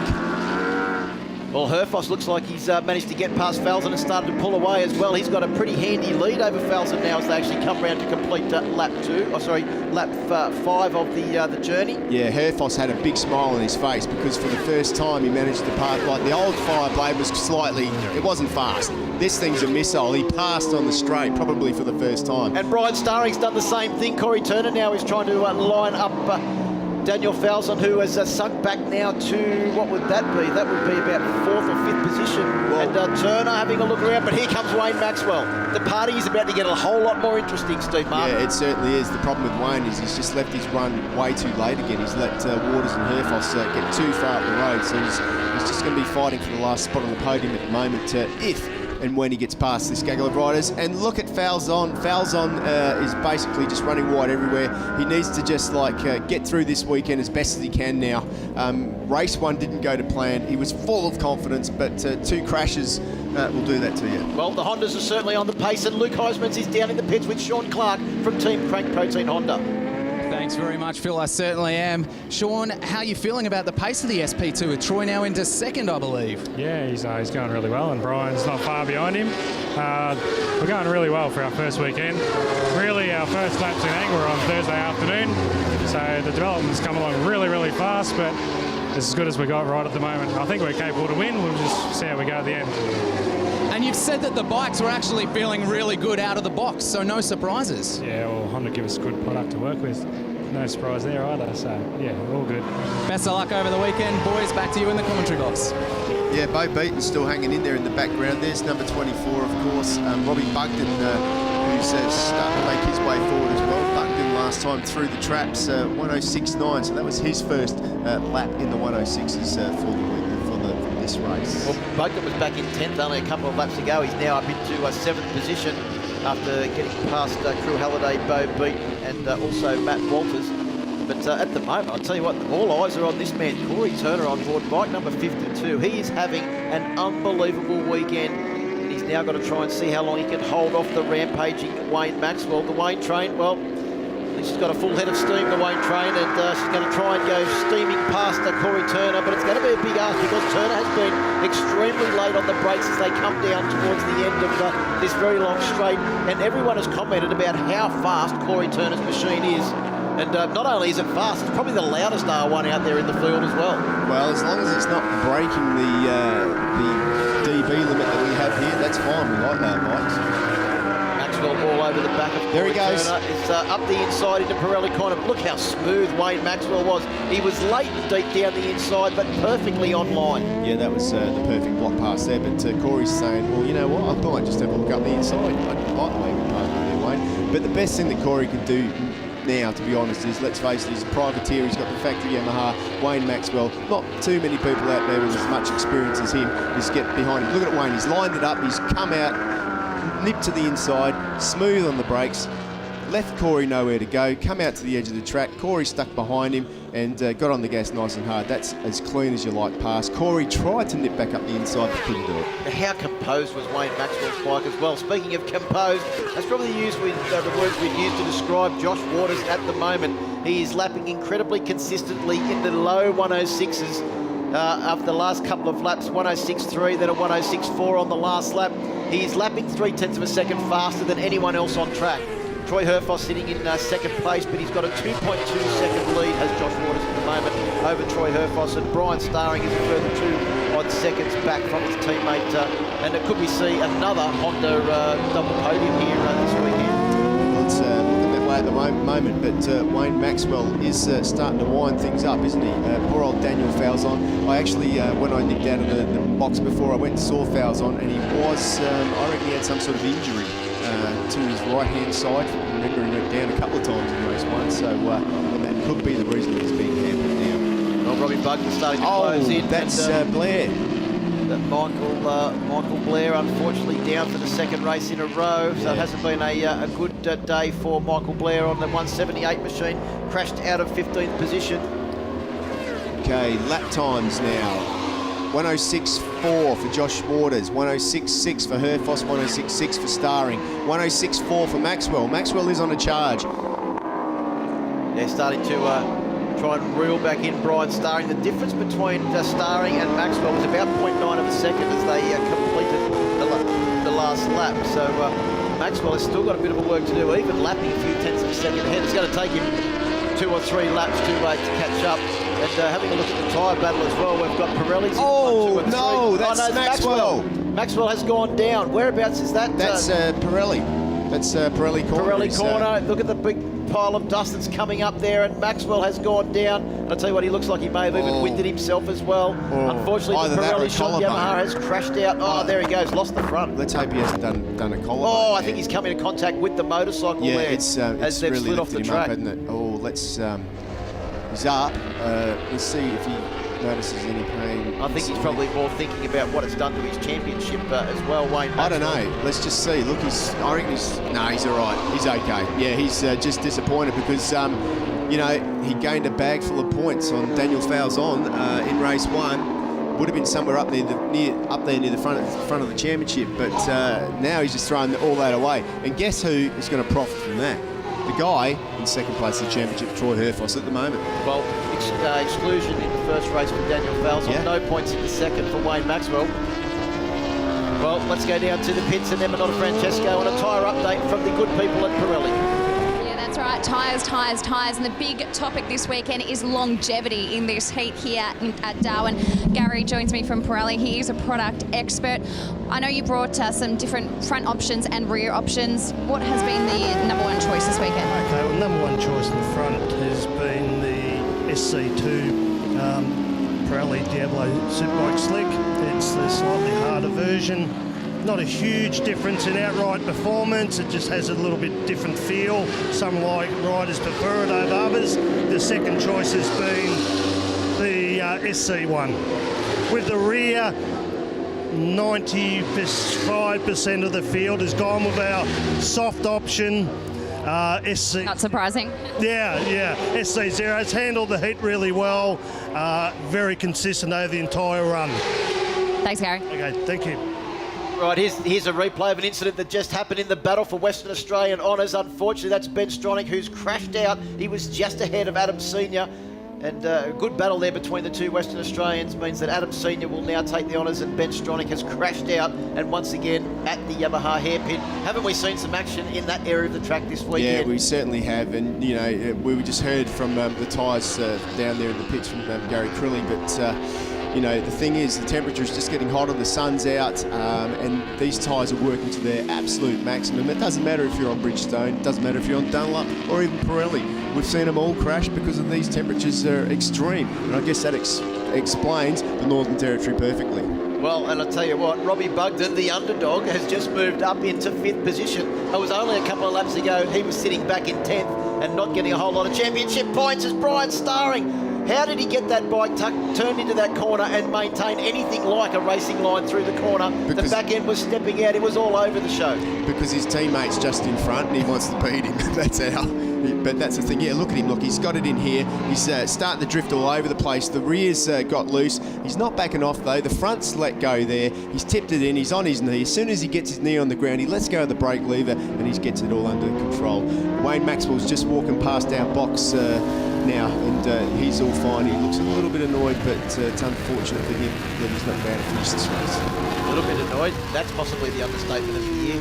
Troy Herfoss putting in a very smooth and consistent ride here on the 13th of 17 laps. Brian Starring looks like he's actually might have even closed him down a fraction. Well, you know why? Because Brian Starring was the fastest man on track last time through, 106.8. He was the fastest man for the last couple of laps. He was the only rider actually in the sixes. That's right. Waters back to a 7.1. Herfoss a 7.1 as well.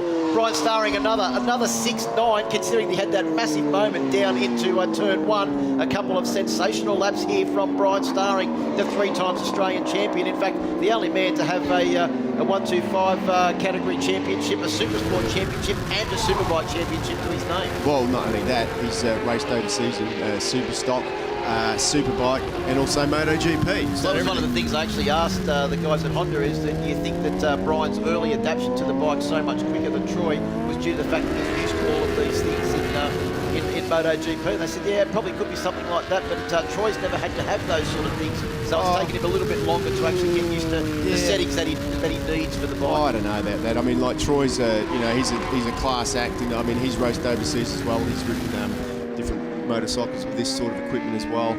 I think, different people go about things differently, and I mean, like, ultimately, Herfoss at the moment is the man that sits in second, but I could be wrong. Well, let's have a look at the lap times as they complete that lap. Both Troy Herfoss and Brian Starring back into the sixes, with Herfoss the fastest man on track at 106.754. So this has been an unbelievable debut for Paul Free and the Sean Clark and all the guys at Cranked Protein Honda. Who do you think's going to be the happiest at the end of the day today? Corey Turner. That's what I was about. I wasn't sure if you were going to be getting that answer correct or not, because Corey Turner sits in 4th at the moment. There's young Troy Gunther from the Next Gen Saint team, and he's doing a great job just to be out here. He had a massive crash here a couple of weeks ago. And he's inside the top 10 as well, Troy Gunther, after, it's fair to say, struggled through the early part of practice and qualifying on board that Next Gen Motorsport Saint Unbreakable BMW, but he's now into the top 10 and second in the championship for the Superbike rookies as well, doing a great job. And I'll tell you what, he doesn't look like he's got any injuries in there. He's pushing hard. Trust me, mate, I've spent a bit of time with him. He's quite injured out there at the moment, and he's doing a very good job. Mitch Levy behind him, he's doing a fabulous ride as well. Just sits in 11th, but you know what, he won't want to finish 11th. To finish in that top 10 is what, at the minimum, what they want to do. So he'll be pushing as hard as he can. Gunther looks like he's starting to just lose a little puff. Mitch Levy's looking for a way through if he can find it. And you can just see the way that he's sitting on the bike, Gunther, that, he's got a wrist injury, a groin injury, and he's been gritting it out. He came off in practice as well, unfortunately, which aggravated everything. So he just needs to get through this next couple of laps. But Mitch Levy looks like he's going to nip up the inside, but no, Gunther comes back through. Well, while we watch this battle, let's go down to Luke Heismans, who's in the pits with John Redding from Yamaha. I sure am, John. Not the end result you wanted there for Wayne, but do you know what happened yet, and is he all right? Well, Wayne's just walked in, so obviously he must be all right, but certainly from what we could see on TV, he lost the front. We'll have to have a debrief and actually find out exactly what did happen, but certainly hasn't assisted in his title chase at all at this stage. So we've got some hard work to perform from now on with both our riders to get them, get them back up on the podium for the next few rounds. Thanks very much, John. I believe the race has just been red flagged, so back to the boys in the commentary box for more details. Yeah, red flagged. It certainly has been, Luke. So an early finish. We were on the 6th, or We had completed 16 laps of the 17-lap journey, so that race will be declared. And I think you'll find that Josh Waters will be the winner. Not sure where the incident has actually happened. Well, what it is that flag's the oil flag, so it means there's some sort of slippery substance on the circuit is what that red and yellow flag means. So perhaps someone's dropped something down there. And you can see there, look, somebody possibly got off and maybe a fuel tank or something split open there.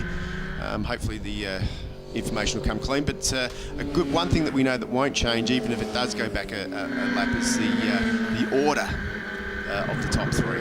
Herfoss second, Waters first, and Brian Starring, of course, in third position. So that means that Waters has had a fabulous weekend. It also means that 3 riders that came here with a brand new motorcycle this weekend that was untested under race conditions have finished the third race of the weekend in positions 1, 2 and 3.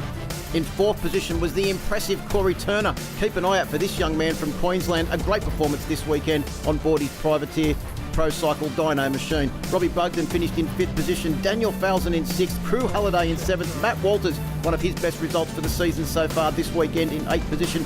Bo Beaton in 9th. And Troy Gunther rounded out the top 10. Huge thank you to Team Suzuki X-Star Australia.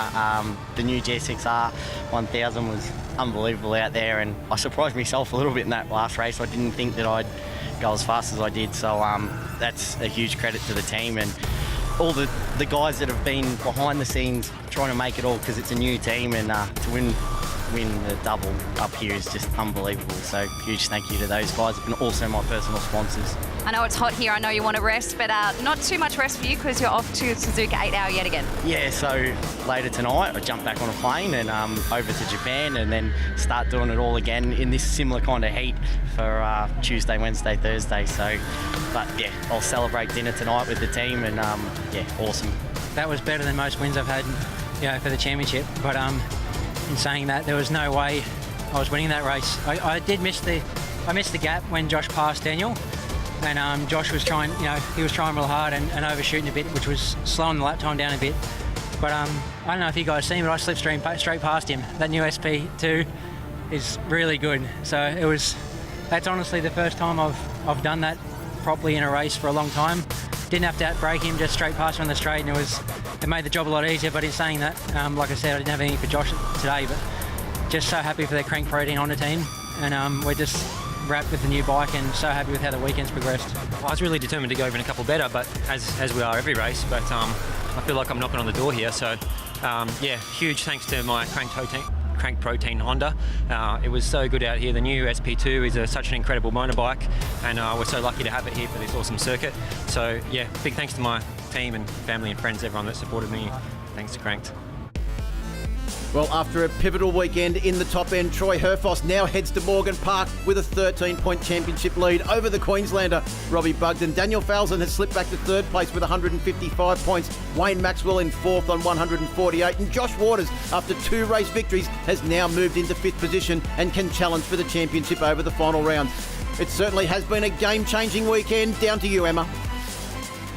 Thank you very much to Luke Heismans, who's done a fantastic job this weekend. Thank you also to Mark Brax, to Phil Harlem, everyone involved in what makes this come together, including you, Steve Martin. Final thoughts? Oh man, what a weekend we've had here at Hidden Valley. It's we've seen some good things and obviously some teams that have seen some bad things. But all in all, it's been a fantastic weekend.